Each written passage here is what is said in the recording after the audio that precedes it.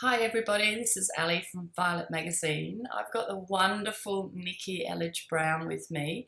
This is the third time we've tried to record this interview for various reasons, but the benefit to that is a gift in the sense that we have really had a great chat, and we've really drilled down to what we think is going to be really useful information, and I'm going to pass this on to Nikki so she can describe what it is and how we can all become better writers. Thanks, Nikki. Yes, we're glad to be back. We have literally recorded or attempted to record this 3 times. It's not just like scheduling. Yeah. And so, as Ali said, we really have had a chance to think about like, okay, what do we really want to share? What do we really want you to know?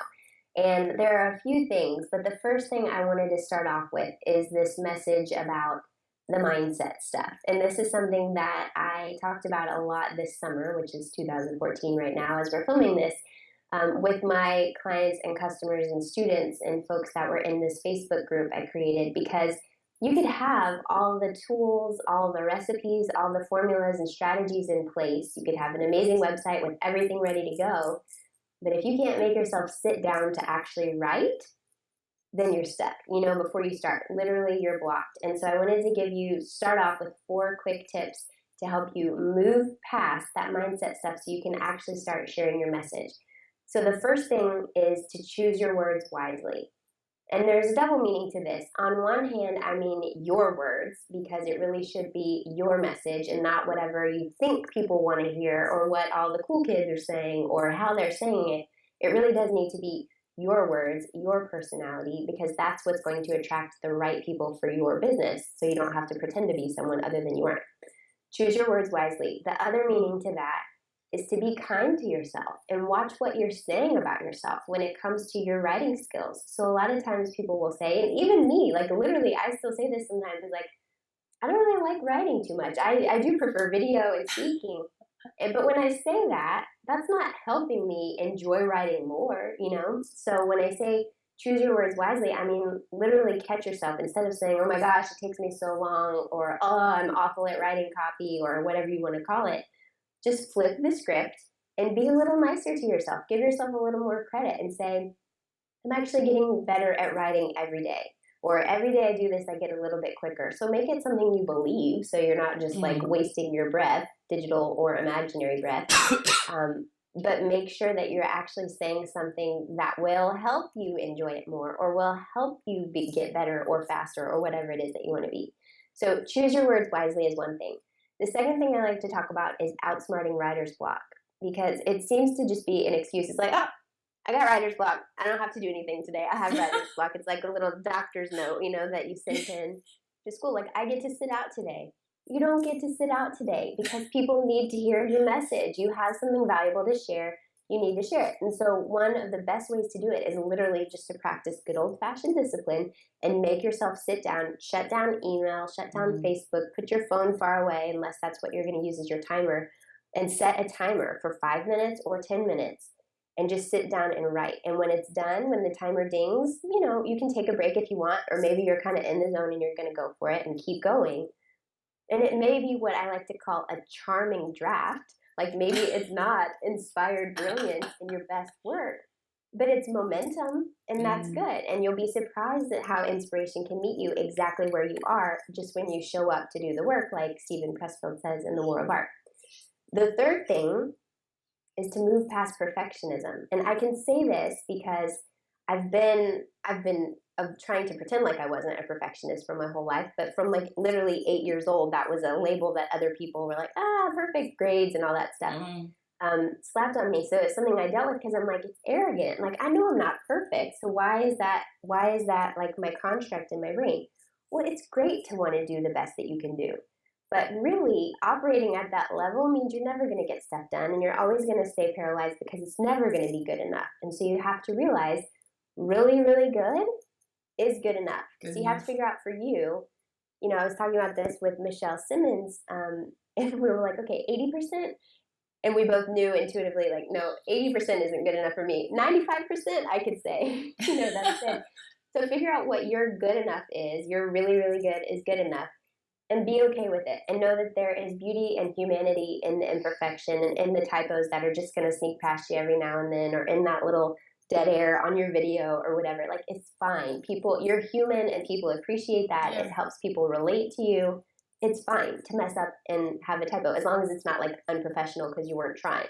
I'm pretty sure you're trying, so you're covered. So this is a little e-slap in the face to get over yourself and know that it's good enough. It doesn't need to be perfect. It just needs to be shared. That's another thing I tell myself and my students all the time. And then the last thing that relates to this mindset stuff is being open to seeking useful feedback, because we don't communicate in a vacuum. You know, we're not just like putting stuff out there and then, you know, those dream clients are real people who are actually reading it and having impressions and takeaways or not understanding something. You've got to be open to feedback. That's part of the model of communication and part of that loop. And so there are three things to consider when you're seeking useful feedback that will actually help you improve your communication. Number one is to be specific.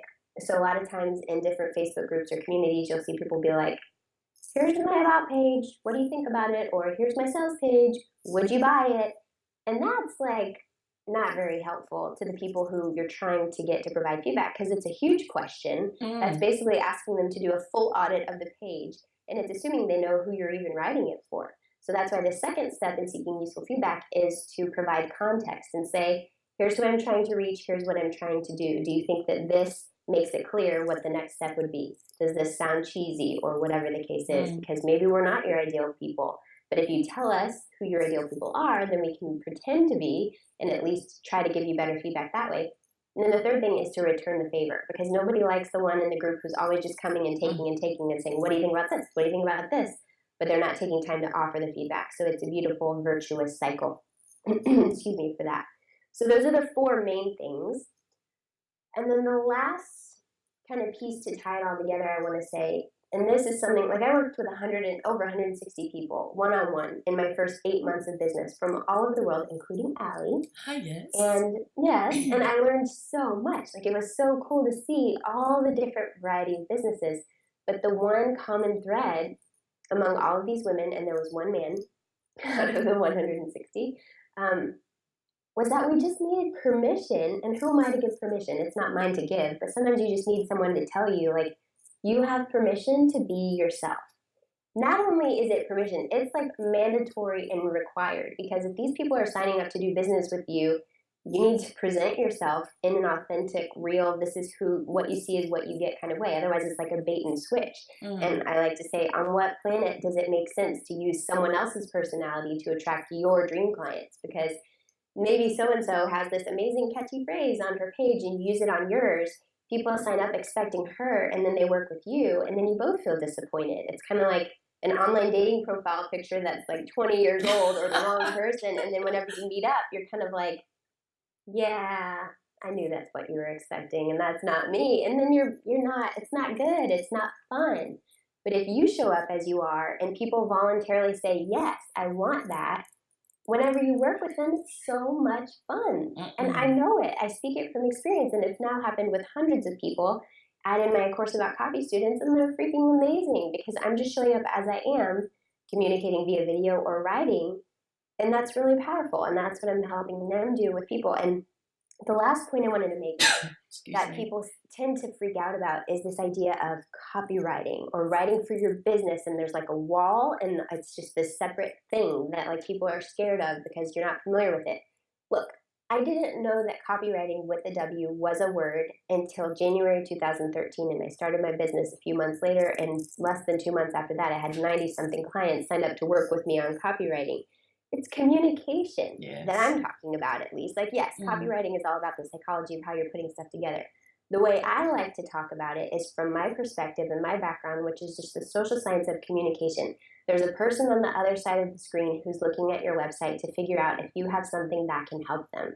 So tell them about it in a way that you would tell them about it if they were actually sitting right here or at your coffee table or at the grocery store or whatever it is. Just communicate with them. Take the pressure off of yourself, and don't think of it as this separate thing. Like, absolutely, there are tips and tricks and ways to make it easier. I've got tons on my blog and, of course, about copy.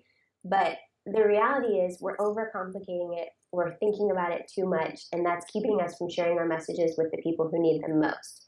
So that's my coffee soapbox, is that it doesn't have to be that. It's just a message. We're just talking to people. So thanks for letting me ramble on, Allie, but I think that's everything I was meant to share that we built Thank up you. in the last 3 attempts. Oh, I know. Thank you so very much. I mean, at the end of the day, as you said, it's about people being authentic and not getting quite so tied up with, I have to be a brilliant, I have to write brilliantly. It's about being where you're at and, as you say, getting advice from the likes of yourself and doing your course, your most recent course, a course about copy. But as you mentioned, you do have a lot of information on your blog and you share an enormous amount of yourself and your skill sets all over. And Violet is one of them. I'm so very grateful. And I'm sure that everything that you've spoken about will be well received. So thank you. Violet readers, thank you everywhere. Yeah. Yay. Until next time, I'll speak to you.